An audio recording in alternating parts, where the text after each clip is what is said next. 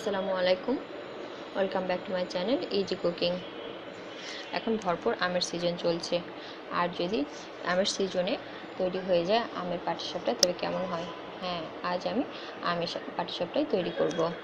এর জন্য আমার যা যা লাগবে, আমি চালের গুঁড়ো নিচ্ছি, আর নিচ্ছি ময়দা কিংবা আটা, আর দুধ আমি আগে থেকে জাল করে ঠান্ডা করে রেখেছি, আর চিনি, আমের পিউরি।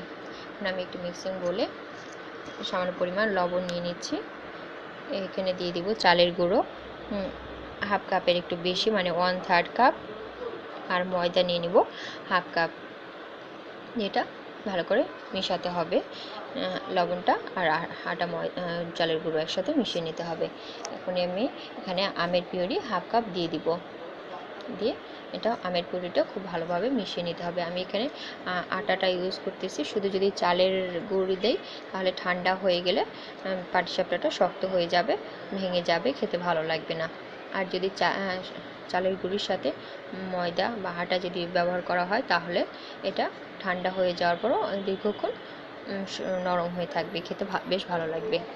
এখন আমি সামান্য পরিমাণে পানি দিয়ে এটা বাটারটা তৈরি করে নিচ্ছি।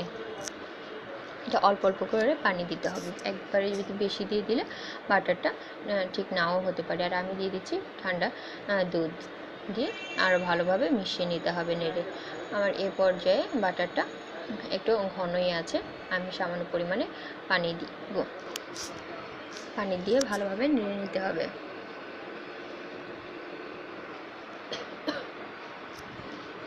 আমি এখন এক সাইডে রেখে দিচ্ছি প্রায় আধা ঘন্টার মতো।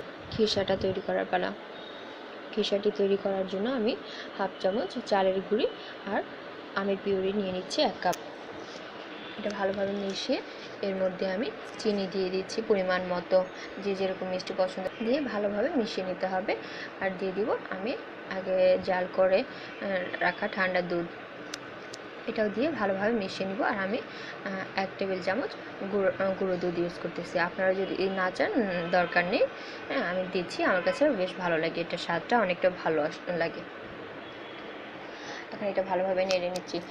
অনেক সময় এটা চুলাতে দিয়েও করা যেত, কিন্তু অনেক সময় হয় কি চুলাতে দিলে এটা দলা বেঁধে যায়, এই জন্য আমি ঠান্ডা অবস্থাতেই করে নিয়ে আমি চুলাতে বসাবো। চুলাতে দিয়েও কিন্তু এটা অনবরত নাড়াচাড়া করতে হবে, একটু কম নাড়া হলে কিন্তু আবার এটা দলা বেঁধে যাবে, খেতে ভালো লাগবে না, খিসাটা সুন্দর হবে না। এটা অনবরত নাড়তে হবে, যতটুকু পারা যায় এটা শুকনা করে নিতে। যে যেরকম পছন্দ করেন একটু হালকা নরমও রাখতে পারেন। এখন আমি একটি চুলাতে প্যান বসিয়ে সামান্য একটু তেল ব্রাশ করে নিব। তেল ব্রাশটা প্রত্যেকটা রুটি মানে পাটিসাপটা তৈরি করার আগে লাগবে। বাটারটা দিয়ে রুটিটা তৈরি করে পাটিসাপটা হয়ে গেলে এবং পরে নেক্সট রুটিটা দেওয়ার আগে একটু তেল ব্রাশ করে নিতে হবে। আমি বাটারটা রেখে দিয়েছিলাম আধা ঘন্টার মতো, সেটা নিয়ে আমি নেড়ে চেড়ে প্যানের উপরে দিয়ে একটু ঘুরিয়ে একটা রুটির শেপ দিয়ে দিচ্ছে। এখানে আপনারা যদি কালারফুল আম দেন টকটকে রং ভালো লাগবে, এবং একটু আঁশ ছাড়া আম নেওয়ার চেষ্টা করবেন, তাহলে আরও দেখতে সুন্দর হবে। এখন আমি এই পর্যায়ে একটু ঢেকে দিচ্ছি, ঢেকে দিলে মনে হয় তাড়াতাড়ি হয়ে যায়। এখন ঢাকনাটি সরিয়ে দেখুন আমার এই পর্যায়ে রুটি হয়ে গেছে, সাইড থেকে একটু সরে এসেছে। এ পর্যায়ে আমি ঠান্ডা করে রাখা খিসাটা দিয়ে দিচ্ছি।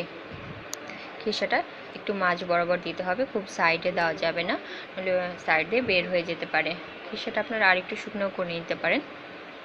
এখন এটা খুব সাবধানের সহিত ফোল্ড করতে হবে, একটু সতর্কতার সহিত, অবশ্য খুব বেশি ঝামেলাকর না এটা, তারপরও ফোল্ড আস্তে আস্তে করে উল্টিয়ে দেখুন উঠে এসেছে রুটিটা।